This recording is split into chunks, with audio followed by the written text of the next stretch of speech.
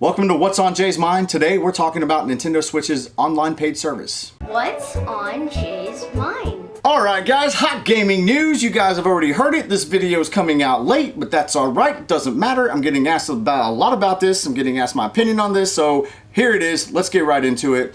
From now on, if you want to play games online on Nintendo Switch, guess what? You have to pay for online service. Alright, we all knew this was coming. Nintendo said this was coming. Whether you like it or not, this is just the way it is. Personally, I don't really care. I don't play enough Nintendo Switch to really care one way or the other. While I do play some games, I don't do a whole lot of online stuff. Games like Odyssey, games like Breath of the Wild, that's more my speed personally. However, since I don't play a lot, where's my incentive to jump in and pay for this service? I gotta be honest. Where's my big incentive? I don't know if I have one. There are some neat features on it. There are some features that are kind of like, what the hell?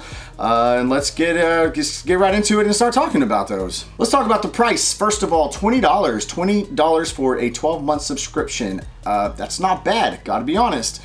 Especially when PSN is $60. Far as I know, Xbox Live is also $60. So $20, you're 2/3 less than your competition. But again, if you don't do a whole lot of online playing, is that $20 worth it? For me, I'm not gonna pay $20 to be able to play Splatoon. Splatoon online, that's really where the fun is in Splatoon, is online. I've only ever played Splatoon online, matter of fact. So, however, I'm not the only one who plays my Switch. My son plays my Switch as well. He plays Splatoon. I do play Mario Kart. I do play Mario Tennis. I have played Mario Kart and Mario Tennis online. So while I'm sitting here saying I don't do a lot of online gaming with the Switch, I do some. So I have to take those kinds of games into consideration and what's coming out in the future that's going to make me want to jump online. Maybe it's not something I want to pay for right away, but the truth is, if I just want to actually get it and kind of do a little review on the online features and how it works, maybe I need to pay for it. Something that's kind of neat though is you can get a family plan for $35, it's $34.99. That's 12 months, it includes up to 8 players, so I'm assuming that means each different user on that one console will have access to online. And that's not the case with like Sony. Let's say I have multiple users on my PlayStation. If that account does not have PSN, then they don't get to take advantage of online features, a lot of online features and stuff like that. PlayStation 4, you have to have PSN to be able to jump online. So that actually is not bad if you have a lot of people who are using the console and they're constantly getting online. I know a lot of you people out there with kids. I had 5 brothers growing up, and I always wanted my own profile on anything we ever did. It didn't matter. I don't want to use someone else's profile. That's stupid. I want my own. So this is not a bad idea, and it's cheap. If you get 8 people, $35, you break that down, it's actually $5 a year per person. You break it down like that, now we're talking pennies. Go a morning or two without a Starbucks coffee and it's paid for. Just saying. Apparently you can even pay for your membership with your My Nintendo coins if you have enough saved up. The My Nintendo coins, if you don't know what that is, it's a, I'll just read it. It's a members only point system awarded to Nintendo Switch owners for buying games.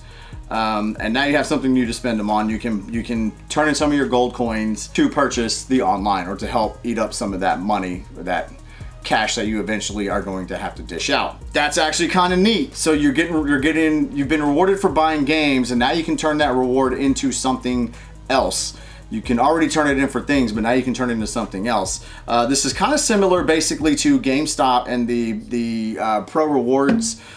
The Pro Rewards cards, where you get basically points every time you buy something. You get double points on used stuff, and there's weekends and special holidays and whatever where they'll offer 2 times and 3 times points or whatever. Well, you can actually turn that in for your subscription to essentially Game Informer, which is what you have to buy to get that rewards card. It saves you a ton of money. I'm a hoarder with things like that, not only in games but in real life. So anytime my renewal is up, I use my points on my GameStop card. this is kind of the same thing. So we're talking about, one last thing I want to touch on, we're talking about games and not being able to play online games. Apparently Fortnite is the exception to that rule. You are still going to be able to play Fortnite online. So if there's any younger audience out there, or I guess an older audience with no taste, then you're safe with Fortnite. You don't have to pay to play with Fortnite. One feature that you now have are cloud saves. Now this is definitely on the PlayStation 4. I don't know if it's on Xbox. Forgive me for my ignorance on that. I don't have an Xbox, so I've never looked into it, but this is on PlayStation 4. This can come in kind of handy with certain instances, actually a lot of instances, because you have a backup of your save states and your save data, which means if your PlayStation craps out, you should be able to get a hold of your save data for games. That's hugely important, especially if you've been playing a game like Grand Theft Auto 5 and you've put literally hundreds and hundreds of hours into it. You don't want everything to be gone because your PlayStation craps out, and it does and can happen. But apparently if you stop paying for your subscription on the Nintendo Switch online service, you lose that. So you have to make sure that you either put it back on your console if you know you're not going to re-up, or keep paying for it every year. And if you're online, you're usually paying for it every year. But the truth is, with PSN, when my subscription lapses, if I'm not currently playing something online, an online game, I'll wait till I'm done with that game. I'll wait a week, a month even, before I redo my subscription, and everything is still there. So Nintendo, I would probably fix that if I were you guys. Just saying, just saying. This could be worth the price of admission in itself, honestly. People were talking and complaining about no virtual console, no virtual console. I said there will be games available, it's just not gonna be called a virtual console, where here you go, you get 20 free NES games with your subscription. Okay, and free is in quotation marks according to this article, because you never own these games. And maybe there's a difference in, well, here's my virtual console, I own these games, I can access these games at any point. You're never gonna own these games right here, as of right now at least. I got a list of the games right in front of me. I got Balloon Fight, Baseball, Donkey Kong, Double Dragon, Dr. Mario, Excitebike, Ghosts and Goblins, Gradius, Ice Climber, Ice Hockey, Mario Brothers, Pro Wrestling, River City Ransom, Soccer, Super Mario Brothers 3, Tecmo Bowl, Tennis, Legend of Zelda, and Yoshi. Great titles, a lot of great titles in there. This lineup looks very similar actually to the NES Classic. So if you couldn't get your hands on a Classic, here's an alternate way to be able to play a lot of those games. Just saying. One thing that's very cool, obviously you can play couch co-op. That means if someone's sitting right here and we're playing Tecmo Bowl, we can both play. But now you can play the 2-player games online as well. I think this is very, very, very neat. So if I had Switch Online, and let's say Billy had Switch Online, and we wanted to play Tecmo Bowl, we could verse each other just like we could if we were playing Madden on PS4. I think that is an extremely great feature to this. It's not something that needed to be in there, it was added. So a lot of 2-player games. Ice Hockey is a 2-player game. Super Mario Brothers 3 is a 2-player game. Mario Brothers is a 2-player game. Tennis. Now, assuming it works for all of those, even though they're not playing at the same time, you can still do it. There's a lot of 2-player games in here. Baseball, Balloon Fight, a lot of 2-player games that are in this lineup. I think that's an amazing feature. Something else that's pretty neat. You can be doing 2-player. You don't necessarily have to play if you don't want to compete. You can have a cursor that you can actually move around, maybe help someone point some things out, tell someone where they need to go, whatever, yada, yada, yada. So now imagine this, imagine you have Switch, and your kid has a Switch, and you're out of town, or it's not your weekend, but you guys are wanting to play Mario Brothers 2-player, and you want to teach him how to do it, him or her, how to play the game. You can actually take this cursor and say, come over here, hit this brick, do this, if you know enough about the game. That's just an example.